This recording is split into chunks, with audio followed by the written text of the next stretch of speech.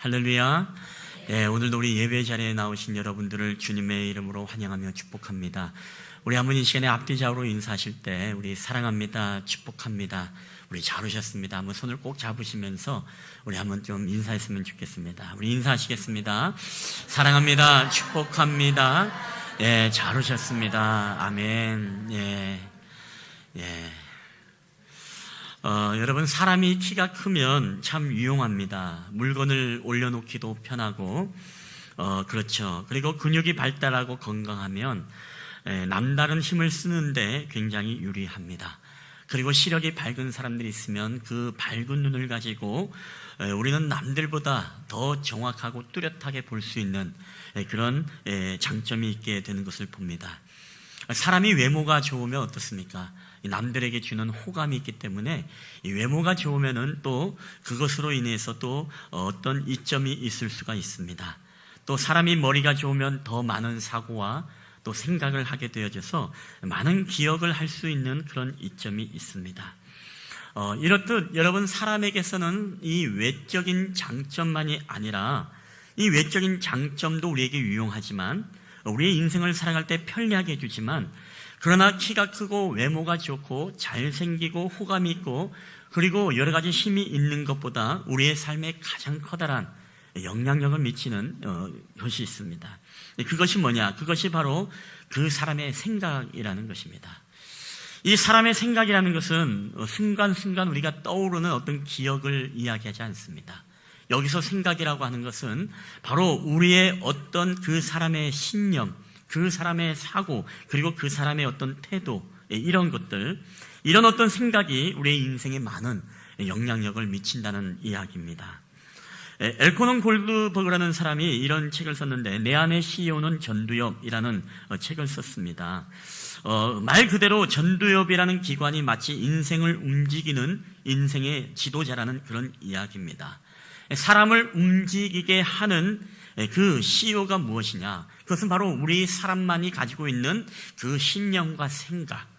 이 신념과 생각이 바로 우리의 인생을 좌지우지할 수 있는 엄청난 영향력을 미치는 것이 바로 사람의 신념, 그리고 또 이 생각이라는 것입니다. 회사에서도 여러분, CEO가 중요합니다. 어떤 CEO냐에 따라서 그 회사의 흥망성쇠가 결정이 지어집니다. 그리고 그 CEO에 따라서 움직여지고 CEO에 따라서 모든 경영이 이루어지게 되는 것이죠. 이 나라와 민족도 마찬가지입니다. 이 나라의 CEO가 누구냐, 누가 대통령이냐에 따라서 이 나라의 부흥과 또한 발전과 쇠퇴가 결정이 지어지는 것이 바로 이 대통령의 CEO가 누구냐의 리더십일 것입니다. 그리고 뿐만 아니라 오늘 우리의 모든 공동체는 다 그 공동체를 누가 운영하고 누가 경영을 하느냐, 그 CEO에 따라서 이 공동체가 흥망성쇠가 여러분 결정이 지어지는 것입니다. 여러분, 저는 동일합니다. 우리가 어떤 공동체만이 아니라 저와 여러분의 인생도 우리가 어떻게 되면 성공하는 인생이 되어지고 우리가 어떻게 하면 우리가 실패하는 인생이 될 수밖에 없느냐, 우리가 어떻게 하면 인생을 복되고 기름지게 살아가느냐, 그것을 결정하는 것이 무엇이냐라고 하면 저는 개인적으로 오늘 이 말씀을 통해서 그것은 바로 우리의 신념, 우리의 생각이다라고 여러분에게 말씀을 드리고 싶습니다. 이 신념 덩어리, 이 신념 생각, 이것은 우리를 망하게 할 수도 있고 우리로 다시금 일어나게 할 수도 있는 것입니다. 즉, 우리의 생각의 차이 때문에 우리의 인생을 좌지우지도 할 수 있다는 것이죠. 근데 이 놀라운 비밀을 여러분, 일찍이 깨달았던 사람이 있었습니다. 그 사람은 벌써 2000년 전에 그런 놀라운 사실을 발견하고 우리에게 이런 말씀을 하고 있습니다. 우리 8장 6절 말씀, 본문 말씀 다시 한번 여러분 읽어볼까요? 시작. 육신의 생각은 사망이요 영의 생각은 생명과 평안이니라. 아멘. 여러분, 사도 바울은 일찍이 그것을 알았습니다. 그것을 깨달았습니다. 우리에게 신념이 왜 중요하고 우리에게 생각이라는 것이 왜 중요한지 사도 바울은 일찍이 깨달았습니다. 자, 그래서 우리에게 뭐라고 말합니까? 육신의 생각은 사망이고 영의 생각은 생명과 평안이다, 이렇게 말씀하고 있습니다. 우리가 인생을 살아갈 때 육신적인 생각을 하게 되어지면 우리는 반드시 망하고 사망할 수밖에 없지만, 그러나 우리가 영의 생각, 즉 성령님의 생각들을 우리가 하게 되어지고 성령님이 우리를 다스리시고 우리 안에 신념을 주실 때에 그 신념을 따라 우리가 순종하며 살아갈 때에 우리의 인생이 복되고 기름진 인생으로 변화된다는 사실입니다. 여러분, 사도 바울이 이것을 2000년 전에 깨달았다는 것입니다. 여러분, 그렇기 때문에 우리는 성령님의 생각을 닮아가야 되는데 성령님의 생각을 우리가 알 수 있는 방법이 있다면 어떤 방법일까요? 이미 하나님께서는 성령님을 통해서 성령 하나님이 우리에게 이미 그분의 생각들을 우리에게 주셨습니다. 그 생각이 어디에 있습니까? 그것이 바로 이 성경입니다. 여러분 믿으십니까?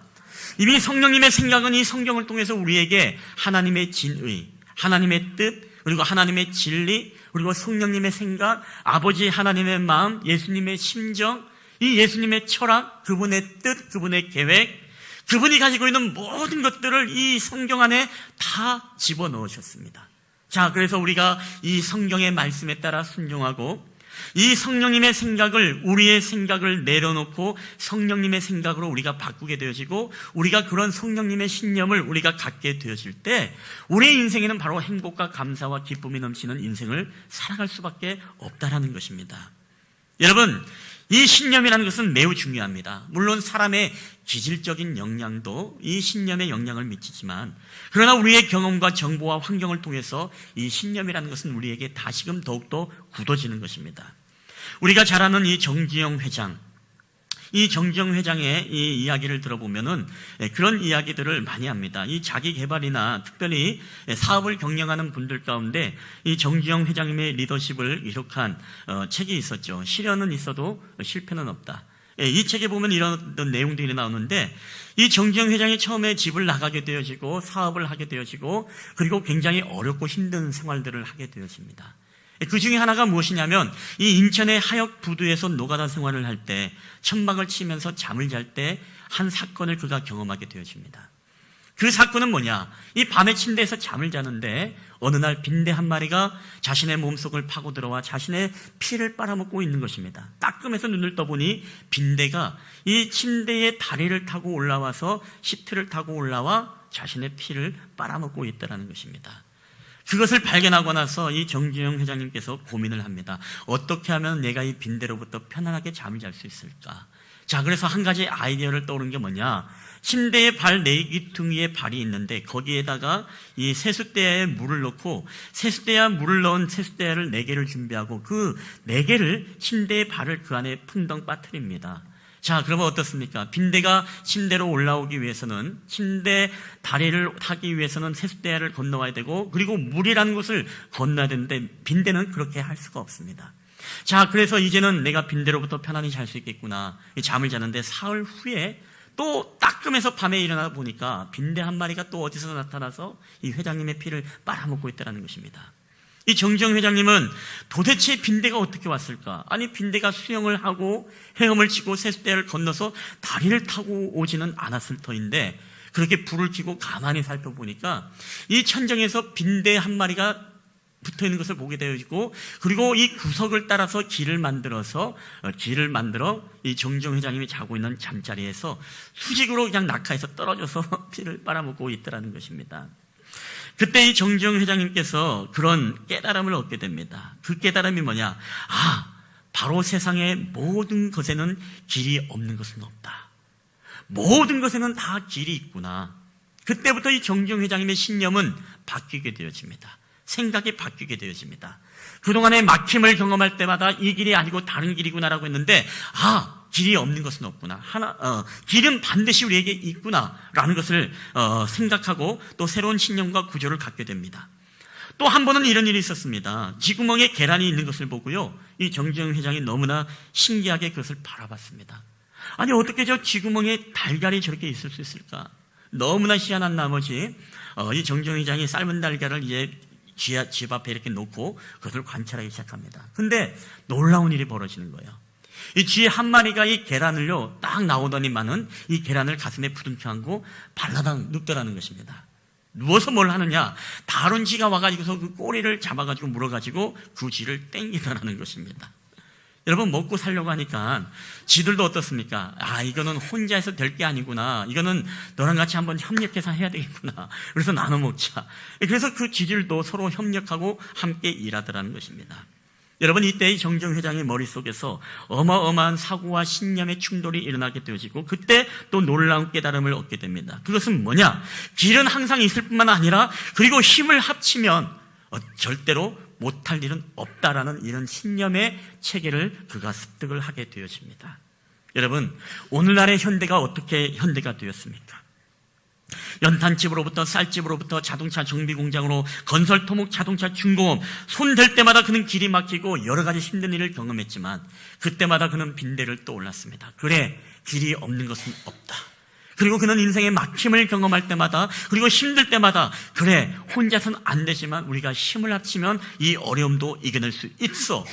그런 신념을 가졌던 그 신념의 체계가 작동이 되고, 또 그것을 삶 속에서 적용을 하다 보니까 여러분, 결국에는 어떻게 됩니까? 오늘날의 그런 현대가가 그냥 태어난 것이 아니라 바로 정기영 회장이 가지고 있었던 경험 속에 신념과 이 생각의 체계가 새롭게 구조화될 때 그 현대를 강하게 이끌어갈 수 있는 리더로서의 사명을 감당할 수 있었다라는 이야기입니다.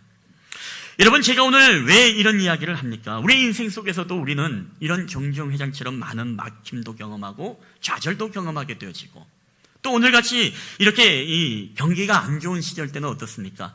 다들 한숨 소리만 넘쳐나는 그런 소리를 여러분 많이 듣지 않습니까? 그러면서 뭐 제2의 IMF가 온다, 뭐 여러 가지 이야기가 있고, 또 뿐만 아니라 앞으로는 이제 많이 힘들어지는 그런 시대가 올 것이다라고 이 전문가들도 그렇게 예상을 하게 되어집니다. 여러분, 그때마다 우리는 어떤 생각을 해야 되냐라는 것입니다. 여러분, 그때마다 우리의 신념과 우리의 생각과 우리의 태도는요, 우리의 인생을 어떻게 흥망성쇠하는지 바로 결정을 짓는 게 신념과 태도라는 것입니다. 난 안 돼. 여기선 절대로 불가능해. 여기선 할 수 없어. 길이 없어. 라고 여러분 좌절하고 낙심하면 여러분, 그 사람에게는 길이 없는 것입니다. 다시 일어설 수 있는 힘이 없는 거예요. 자, 그럼에도 불구하고 우리에게도 무엇입니까? 우리가 이 성령님의 생각을 하는 것이지요. 예수 그리스도를 믿는 자에게는 모든 것이 능치 못할 일이 없다. 사막의 광야에 길을 내시고, 그리고 샘물이 흐르게 하시는 이가 하나님이시기 때문에 오늘 나의 인생 속에서도 하나님께서 늘 날마다 새로운 일을 행하시고 기대하신다. 나는 그 하나님을 신뢰한다. 나는 그 하나님을 믿는다라고 우리가 성령의 생각을 하고 우리의 신념과 우리의 생각의 체계를 바꾸게 되어지고 우리의 태도를 바꾸면 어떻습니까? 우리는 그 모든 일들 가운데 그것을 능히 해내게 되어지고, 또 우리의 삶을 통해서 여러분, 능치 못할 일이 없은 줄 여러분 믿으시기를 바랍니다. 우리의 신념과 우리의 생각, 여러분, 그게 그만큼 중요한 것입니다. 저도 목회자로서 기도할 때마다 늘 고민이 한 가지 있습니다. 특별히 최근에 여러분에게 이 중보 기도 제목들을 내라고 했지 않습니까? 받아서 우리가 목요일마다 기도를 하는데, 그때마다 기도할 때마다 그런 마음이 듭니다. 이 모든 기도의 제목들이 다 응답받고 해결받으면 참 좋겠지만, 만약에 이 기도들이 응답받지 못하면 어떻게 할까? 이분들이 정말로 마음에 때로는 낙심하게 되어지고 절망하게 되어지고 이들의 마음이 힘들어지면 어떻게 할까? 그런 어떤 고민이 들 때가 있습니다. 물론 성숙한 사람들은 그렇지 않겠지만 때로는 목사님이 기도해주고 중보기도팀이 기도해주기 때문에 이 모든 기도는 다 응답이 받을 터인데, 그런 믿음을 가지고서 또 기도하지만 때로는 우리에게 어떨까요? 다 응답해 주십니까? 아니죠. 때로는 하나님이 노하고 그 응답을 들어주지 않을 때가 있습니다. 때로는 왜 기다리라라고 우리에게 기다리라고 말씀할 때가 있습니다. 물론 때로는 응답해 주실 때가 있습니다. 여러분, 이때마다 저는 걱정이 그런 생각이 들어요. 때로는 믿음이 연약한 사람들이 기도가 응답되지 않고 점점점 힘들어짐을 경험하게 되었을 때, 야, 하나님은 없구나. 하나님은 능력의 하나님이라고? 하나님이 무슨 능력의 하나님이야? 이게 다 가짜야. 마치 하나님이 최소한 내 편이 아니다라고 그렇게 생각할까봐, 그리고 더 나아가서 하나님은 이 세상에 존재하지 않아라고 극단적인 정의를 내려버릴까봐 때로는 그런 어떤 염려가 사실 들 때가 있습니다. 여러분, 우리는 두 가지를 생각할 수 있죠. 기도의 응답이 되지 않으면 아까 이야기한 것처럼 이렇게 생각할 수도 있지만, 그러나 우리가 생명의 생각을, 이 성령의 생각을 한다면 어떤 결론을 내릴 수 있겠습니까? 기도 응답이 되지 않으면 이렇게 생각할 수 있죠. 하나님께서 아직 나보고 더 기도하라고 말씀하는 거다. 하나님께서 아직 나에게 때가 아니구나, 때가 되지 않았기 때문에 하나님이 나에게 아직 주시지 않는구나. 하나님은 선하시기 때문에 반드시 하나님이 적절한 때와 그 시간에, 하나님의 시간에 나에게 하나님이 응답해 주시겠지. 우리 이 생각을 할 수 있지 않습니까? 여러분, 첫 번째 생각은 어떤 생각입니까? 육신의 생각입니다. 하나님은 계시지 않아. 하나님이 능력의 하나님이라고? 아니야. 하나님은 없어. 여러분, 육신의 생각은요, 반드시 여러분 기억하십시오. 우리로 하여금 사망의 길로 우리를 인도한다는 것입니다. 그리고 육신의 생각은 반드시 하나님과의 우리의 관계가 여러분 끊어지게 만드는 것입니다. 그리고 사랑과의 관계가 끊어지게 만드는 것입니다. 그러나 여러분, 성령의 생각들은 어떻습니까? 성령의 생각들은 하나님과 우리의 관계를 더욱더 돈독하게 할 뿐만 아니라 우리가 사람들과의 관계도 돈독하게 해주고, 더 나아가서 이 성령의 생각은 우리로 하여금 바로 평안과 기쁨과 감사를 하나님이 허락하신다는 것입니다. 여러분도 그런 일들 경험해 보지 않았습니까? 우리는 늘 어떤 선택에 우리는 결정하면서 살아갑니다. 어떠한 상황 속에서 늘 이 두 가지를 우리는 생각하면서 살아가게 되어집니다. 하나는 육신의 생각. 아니야, 불가능해, 안 될 거야. 좌절과 낙심과 그리고 절망의 생각들을 하게 되어지고, 또 하나는 어떻습니까? 할 수 있어. 주님이 힘 주시면, 능력 주시면, 하나님의 때에 하나님이 원하시고 하나님이 기뻐하신다면, 능력 주시면 내가 모든 것을 능치 못할 일이 없어. 여러분, 이 두 가지 중에서 우리는 어떤 생각을 여러분 주로 하면서 살아가고 있습니까? 오늘날처럼 이 경기가 힘든 이 시대에는 여러분이 정말 육신의 생각을 하면서 여러분의 기쁨을 잃어버리고 있습니까? 아니면 이 성령의 생각들을 우리가 선택하고 결정함으로써 우리 마음에 하나님의 기쁨을 채워가고 여러분 감사를 채워가고 있습니까? 저도 여러분 다 아시겠지만은 우리 인생 가운데 막히지 않은 인생이 어디 있겠습니까? 저도 신학 공부하다가 사기를 당하게 되어지고, 그리고 목회를 하려고 열심히 하다가 첫 아이를, 이제 또 장애가 있는 아이를 출산하게 되어지고, 또 생활하면서 너무나 힘들고 이 동사무소, 임사무소에 가서 쌀을 이제 긴급 구호로 가져왔고, 또 긴급 구호 자금으로 60만 원을 얻어가지고 또 보일러 기름을 놨던 그런 때도 있었습니다. 불과 20년 전이지만 그런 때도 있었습니다. 그때마다 늘 마음에 부딪히는 생각들이 뭔지 아십니까? 육신의 생각이에요. 이래놓고 하나님이 정말 이 길을 가라고 할까? 하나님 앞에 협박도 해봅니다. 나 목회 안 하겠습니다. 나 목회 이 길로 안 가겠습니다. 그런 협박도 사실 해보게 되어집니다. 왜? 상황이 너무나 좋은 길로 열어지는 것이 아니라 계속 무언가 안 되시고 막혀지고 계속 그런 상황들이 벌어지니까 여러분 어떻겠습니까? 그 상황에서도 감사할 수 있나요? 아니, 힘듭니다. 그러니까 계속 육신의 생각이 나오는 거예요. 근데 그럴 때마다 어떻습니까? 내가 죽어가는 것을 경험했어요. 내 영혼이 점점 죽어가는구나. 내 영혼이 점점 하나님과의 관계에서 내가 멀어져 가는구나. 뿐만 아니라 나의 모든 이웃과의 관계에서도 이 관계가 단절되어지고 관계가 끊어지게 되는구나. 그게 다른 게 아니더라고요. 그게 결국에는 사단이 어떻습니까? 우리의 신념과 우리의 태도와 우리의 생각을 성령의 생각이 아니라 육신의 생각으로서 우리로 하여금 점점 멸망의 길로 나를 이끌어가고 있다는 것입니다. 그때 정신 차리게 됐죠. 아니다. 이 생각을 가지면 안 되겠다. 하나님, 그리 아니하실지라도 주님 앞에 감사했던 그런 신앙의 고백으로 하나님, 주님의 은혜를 믿고 주님을 따라가겠습니다. 이 길을 주님 감당하겠습니다. 주님 힘 주시고 능력 주시고 주님께서 모든 길들 하나님이 적절할 때에 선한 길로, 의의 길로 나를 인도해달라. 그런 믿음의 기도를 주님 앞에 고백하면서 그것을 받아들이게 되어질 때 어떻습니까? 하나님과의 관계도 더욱더 돈독해질 뿐만 아니라 관계도 회복되어지고, 더 나아가서 무엇보다도 내 마음속에 생명과 평안이 넘치는 줄 여러분 믿으시기를 바랍니다. 우리의 신앙생활을 할 때 우리가 왜 행복하지 못할까요? 우리가 신앙생활을 할 때 왜 내 안에 정말 기쁨이 넘치는 삶으로서 우리가 신앙생활을 하지 못합니까? 우리가 왜 신앙생활을 할 때 우리의 마음속에 정말 감사가 넘치는 마음으로 여러분 왜 우리가 신앙생활을 하지 못합니까? 여러분 간단합니다.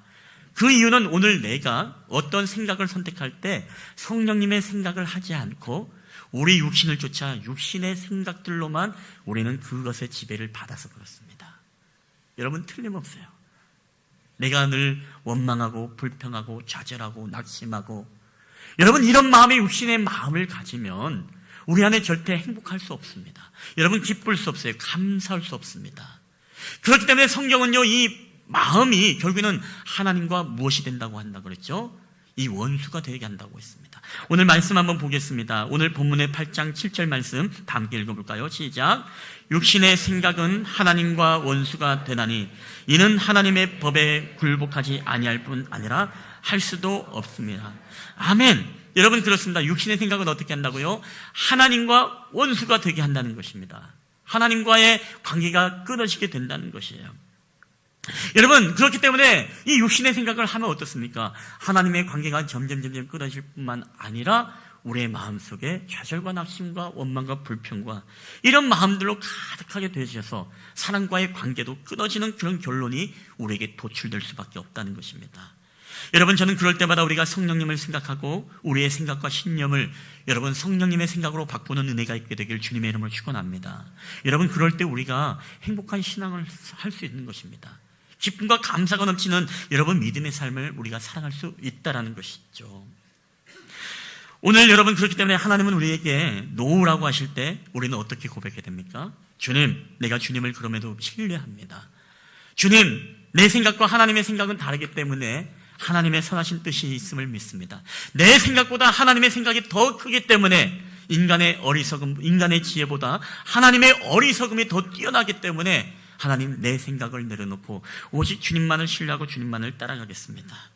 여러분 성령의 생각을 하겠습니다. 이 고백이 바로 오늘 저와 여러분을 행복하게 만들 뿐만 아니라 우리로 감사와 기쁨이 넘치는 여러분 믿음의 삶을 살아가게 될 줄 믿습니다. 하나님은 사람을 쓰시는 게 아니라 그 사람의 생각과 비전과 그리고 그 사람의 신념을 쓰신다는 이야기가 있습니다. 여러분 저는 굉장히 동의합니다. 하나님은 사람을 쓰시는 게 아니라요, 어떤 생각을 하는 사람인가, 어떤 신념을 가지고 있는 사람인가, 그리고 어떠한 태도를 가지고 있는 사람인가, 그런 그 사람의 마인드에 따라서 하나님은 그 사람을 골라서 쓰신다는 것입니다. 여러분 제가 최근에 본 영화 중에서 국가부도의 날이라는 영화가 있는데요, 이 영화를 보면 김혜수와 유아인이 주연으로 나옵니다. 대략의 이야기는요, 국가의 부도의 위기 속에서 이 위기를 예측한 유아인, 이 사람은 자신의 회사를 퇴사합니다. 퇴사하고 그리고 이 새로운 사업을 하고 사업 설명을 하는데 이게 뭐냐면 우리나라가 망하게 되었습니다. 그리고 여러분이 투자하십시오. 달러를 사들이고 여러 가지 이런 일들을 하게 되면 우리가 돈을 벌게 됩니다. 그런 사업 설명을 했습니다. 그러자 사람들이 시큰둥하는 것입니다. 왜? 국가가 망한다는 게 이해가 안 되는 얘기였거든요. 근데 그 이야기를 듣고 두 사람이 그 사람을 따라가게 되어지고 그 사람이 이제 유아인에 함께 동업을 하면서 이제 나라가 언론에서는 나라가 망하지 않는다, IMF로 가지 않는다, 경제가 좋아진다, 성장할 것으로 예상한다, 이 가짜 언론의 뉴스들을 다 국민들이 믿으면서 사람들이 그 IMF에 대한 준비를 하지 못한 채 이제 망하게 되어지는, 기업들이 도산하게 되어지고 뭐 한보철강으로부터 모든 그룹들이 그때 굉장히 기아로부터 많이 이제 부도가 났던 것을 우리는 알고 있습니다. 그런 이야기인데, 그런 이야기 가운데 이 유아인이요, 이제는 너무나 이 경제에 대한 안목이 뛰어나니까 가는 곳곳마다 강연을 하고 그리고 이 사업 설명회를 할 때마다 사람들이 벌떼처럼 그곳에 모여드는 것입니다. 자, 그러면서 그 사업 설명회가 끝나고 나면요, 사람들이 줄을 서서 명함을 줍니다. 저와 함께 점심을 한번 먹어주십시오. 저와 함께 식사를 한번 해주십시오. 근데 거기서 잊지 못하는 장면이 뭐냐, 유아인이요 명함을 탁 주면서 명함을 던집니다. 그러면서 뭐라고 이야기하냐면 점심은 500만 원, 저녁은 1000만 원입니다. 연락 주세요. 여러분 이게 무슨 얘기냐면요, 500만 원을 먹고 저녁을 함께 먹는데 1000만 원을 주면서까지 그 사람과 1시간을 식사하는데 비용이 그렇다는 거예요. 이 이야기에 무슨 얘기 있습니까? 그럼에도 불구하고 그 사람과 식사를 하겠습니까? 안 합니다. 왜요? 오늘 그 사람과의 1시간의 시간을 통해서 그 사람으로부터 얻어지는 그 사람의 신념과 그 사람의 생각과 그 사람의 태도와 그 가치를 배우는 데는 이 돈이 절대로 아깝지 않다는 것이에요. 여러분 이렇게 신념이라는 것은 이렇게 중요하다는 것입니다. 그런데 우리가 잘 아는 여러분 투자가 워렌 버핏도 이미 그런 이야기가 있었지 않습니까? 워렌 버핏과 함께한 점심 식사, 옛날에는 제가 한번 이 부분을 옛날 한 몇 년 전에 설교할 때는 그때는 22억이 경매가였습니다. 근데 최근에 이 워렌 버핏과 식사를 하는데 35억 5천만 원이 경매로 되었던 한 사람이 있어요. 법칙이 있습니다. 7명의 친구들과 함께 올 수 있다는 조건, 그리고 더 나아가서 다음에 어떤 투자 종목을 선택할 것인가, 이 질문만 빼고는 어떠한 질문도 다 할 수 있고, 이 워렌 버핏은 그 대답을 다 해줘야 되는 의무가 있는 것입니다. 여러분, 35억 5천만 원의 점심 식사, 여러분 믿어지십니까? 이것도 음식값 빼고 35억 5천만 원 그 사람과 밥을 한 끼 먹었는데 우리는 도저히 상상할 수 없습니다. 근데 이 3시간에 걸쳐 버핏과 점심 식사를 했던 사람들은요, 아무도 자신이 그 점심 식사가 아깝지 않았다라고 이야기를 합니다. 여러분은 왜 그럴까요?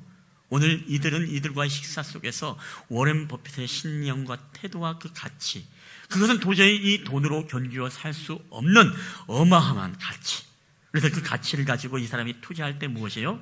이 사람은 35억 5천만 원의 10배 그 이상이 되는 여러분 수익을 얻을 수 있다는 것을 이 사람이 알기 때문에 여러분 이분과의 35억 5천만 원의 투자를 여러분 아끼지 않았다는 이야기입니다.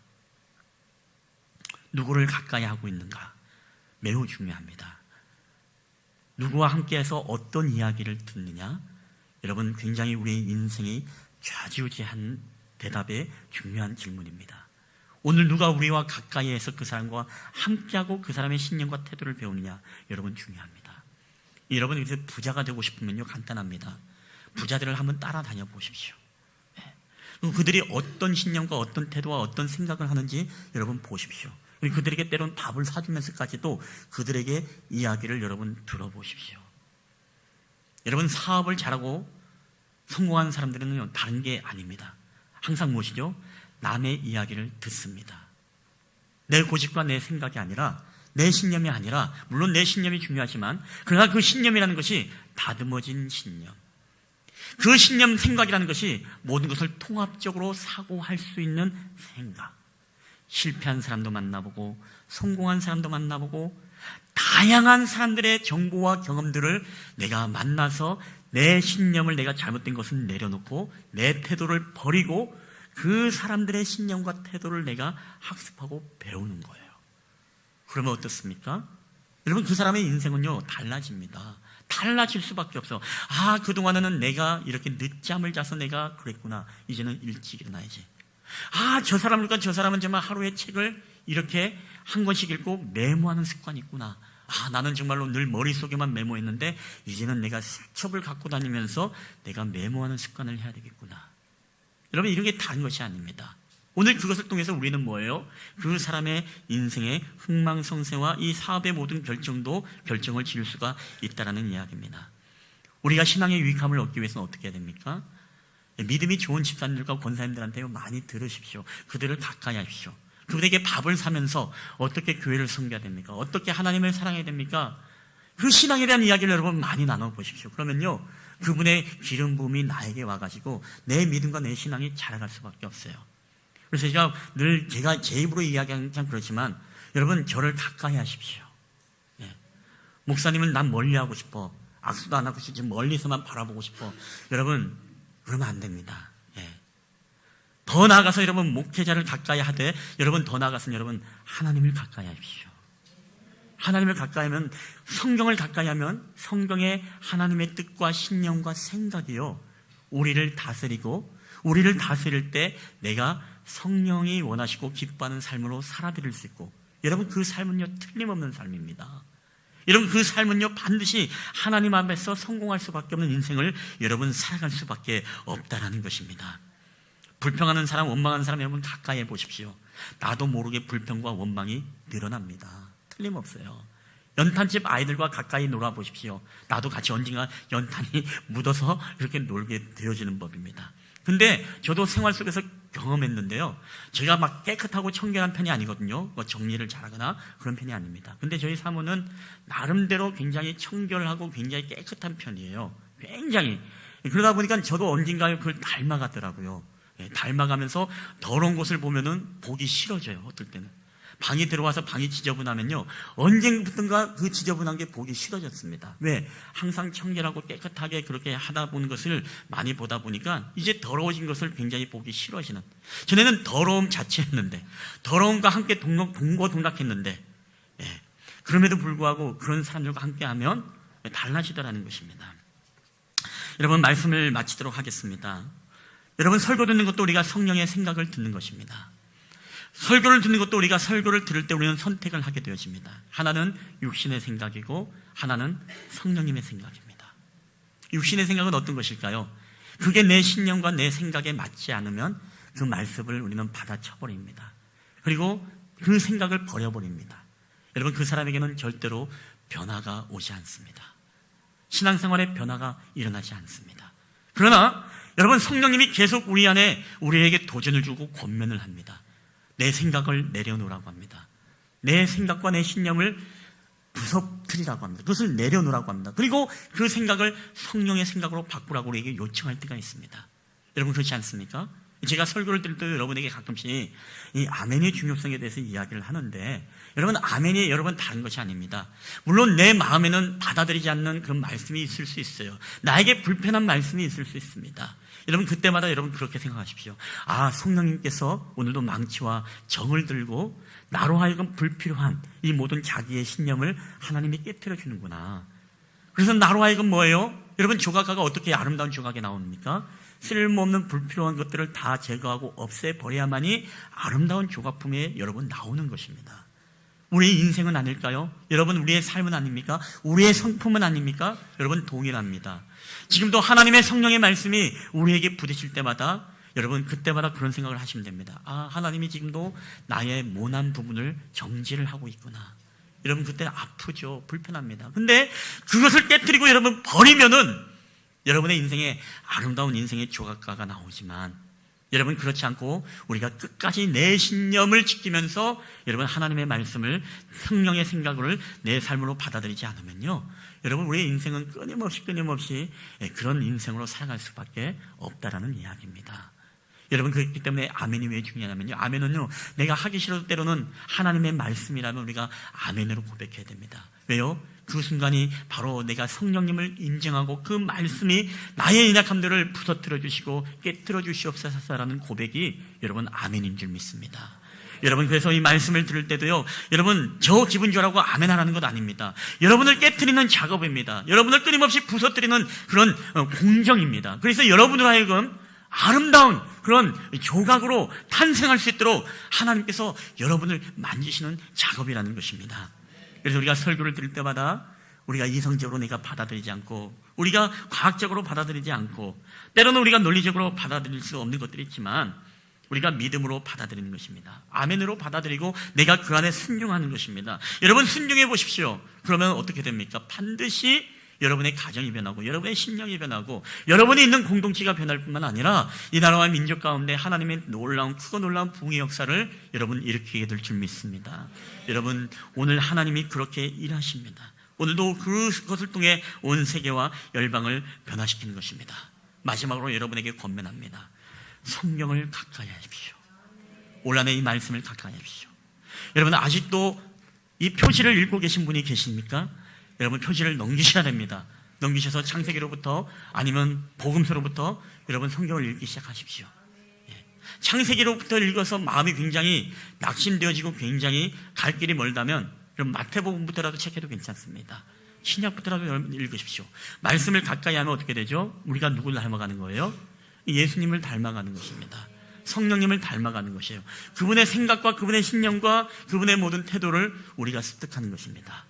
내 것을 부서뜨리고 허물어버리고 여러분의 인생이 새롭게 성령님의 생각으로 여러분 다시 한번 인테리어 되어지는 역사가 있게 되기를 주님의 이름으로 간절히 축원합니다.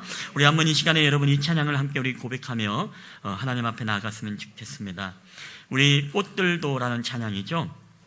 요새 한국교회 안에서 많이 불러지는 찬양, 일본의 선교사님이 일본 땅을 향해서 복음의 열정을 가지고 썼던 찬양이라고 합니다.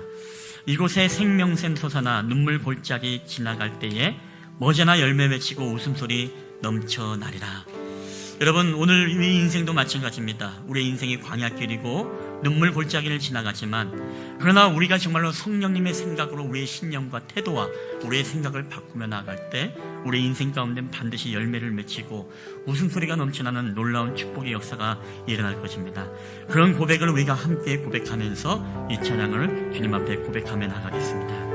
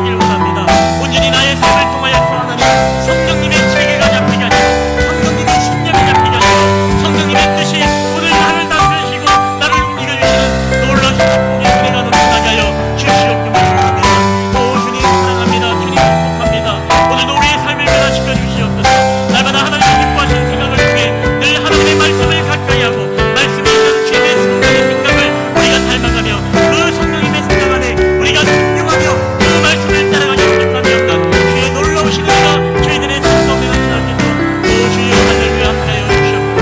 우리와 함께 하신 님을 찬양합니다. 오 주님 역사하여 주시옵소서. 오늘 우리 가운데 아버지 하나님이여 무엇이나 열매가 맺히는 인생이 되시옵소서. 우리 인생 가운데 웃음소리가 넘쳐나는 삶이 되게 하여 주시옵소서. 우리 가운데 일어났던 감사와 기쁨을 다시 한번 회복할 수 있도록 성령 하나님 은혜를 더하여 주시옵소서. 오 하늘을 주님 함께하여 주시옵소서. 오 주님 은혜를 더하여 주시옵소서. 저희들의 모든 삶을 통해 함께하신 하나님 주님 앞에 영광 드리며 감사함으로 주 앞에 드리며 나아가는 저희들의 삶이 되게 하여 주시옵소서. 오 주님 함께하여 주시옵소서.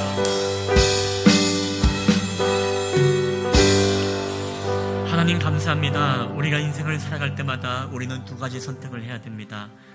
어떠한 사건과 어떠한 환경과 어떠한 상황 속에서 어떠한 경험 속에서 우리는 정말로 육신의 생각을 할 것인가 아니면은 정말로 성령님의 생각을 할 것인가.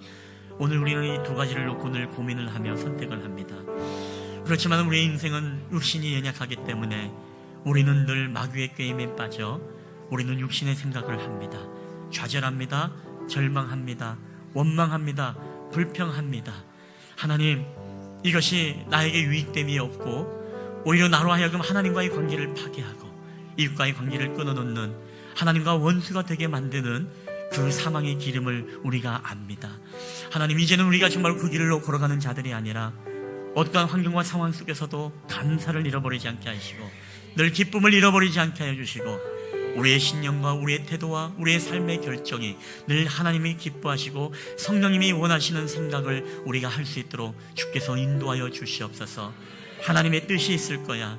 하나님의 우리에게 좋은 것을 주실 거야. 하나님의 때가 되면 우리에게 베풀어 주실 하나님의 놀라운 축복이 있을 거야. 그리 아니하실지라도 주님 감사합니다라는 이 신앙의 고백과 이 신념을 가지고 우리가 주님 앞에 나아갈 때 하나님 머지않아 우리의 인생길에 꽃들이 피고 영광의 주님의 웃음소리가 넘쳐나는 우리들의 가정이요 교회가 되게 하여 주시옵소서. 오늘도 우리와 함께 하심을 믿고 감사드리며 거룩하신 예수님의 이름으로 기도하옵나이다. 아멘.